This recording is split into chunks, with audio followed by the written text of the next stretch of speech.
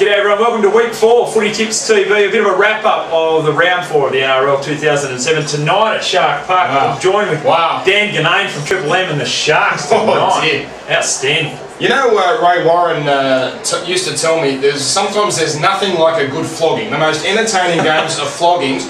That was one of the most entertaining performances I've seen in a long, long time. That is not a Sharks team that we've seen for 4 or 5 years. This is totally different. I'm very impressed with what I saw.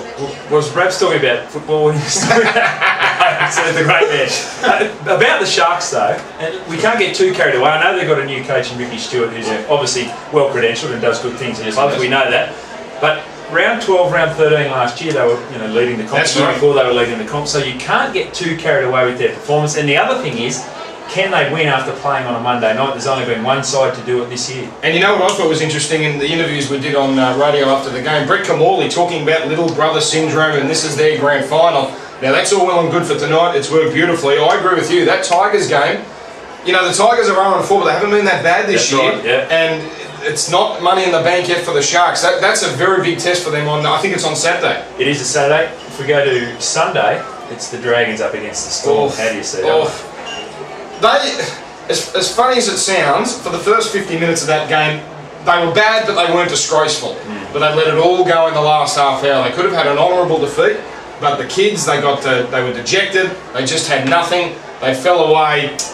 You know, that's the one team you don't want to come up against after you've been flogged. That's not going to do their confidence any good at all. Nathan Brown won't be happy at all. And the worst thing is, he won't be happy with his performances from the leading players, like your Jason Riles and your Matthew Heads, who I had great hopes for tonight. Didn't come through. And if we start talking now about the Australian team, Matty Cooper tonight, I had him on my side.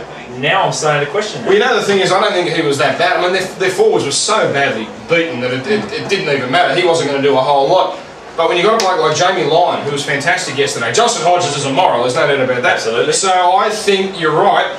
The Dragons have played Matty Cooper out of a test jersey. A bolter for the Australian side, named of course on Sunday. I would love to see Matty Bowen at number 1. We know it's not going to happen. He's going to be on the bench, Carmichael Hunt at number 1, but wouldn't it be exciting to see Matty Bowen at fullback? Isn't it funny? I think Anthony Minicello will go back to the number 1 spot. So I think Carmichael Hunt's going to miss out. But the combination, of course, Lockyer and Hunt at the back. I mean, that's why we're all thinking that Bowen's probably the best number 1 at the moment, but they'll play Hunt because of the Lockyer at number 6 factor.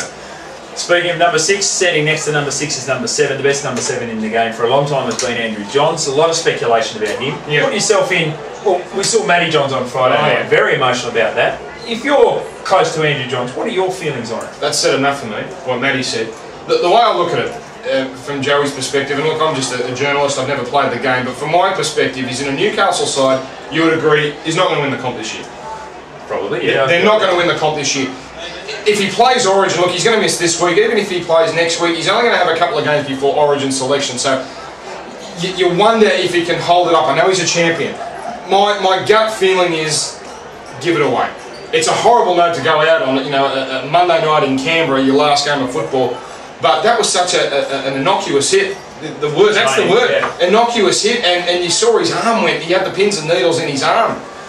It's not worth it. There's nothing more to gain. You're not going to win a comp. State of Origin looks a long way away. For me, Jimmy, but I never played the game and I don't know what it's like to walk out on that field, and I don't know about that buzz the way players like yourself do. Yeah, I'm going to disagree with you because I think there's no way that Andrew Johns will hang up the boots after that one. He won't. I think he will keep playing, and I think the characteristics that made him a great player are the same characteristics that's going to make him want to keep playing because, okay, Newcastle might not win the comp, but he takes up such a huge chunk of their salary cap. He is their heart and soul of the Novocastrian team. So I think just for that alone, taking out all the personal stuff, for that alone, he will continue to play for the Knights. You know what worries me? If he comes back against perhaps South next week or the week after, plays a couple of half-decent games, they'll pick him for New South Wales.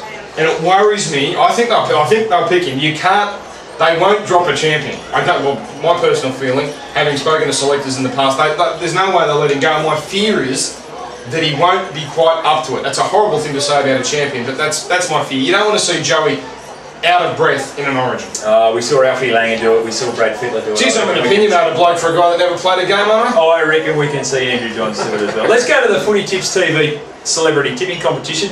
Michael Slater is over there in the Caribbean. How is he doing? He got his tips in, he got 7 right, he missed out on the game tonight. He had 7 from 7 going into this game. He went to Dragons, he misses out. But Jo Griggs from Channel 7, she's on fire. Didn't she tipped the Sharks. Well done. So she got 7 out of 8 for the round. Well, you know, I tipped 6 out of 8. Apparently, I haven't put my tips in, so we might have a date with a protest here.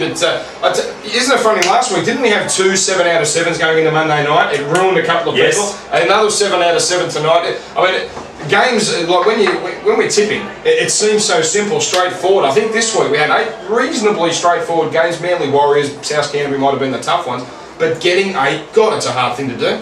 Near on impossible. It has been for all the celebrity tipsters. Hopefully it hasn't been for you. Until next week, see you later.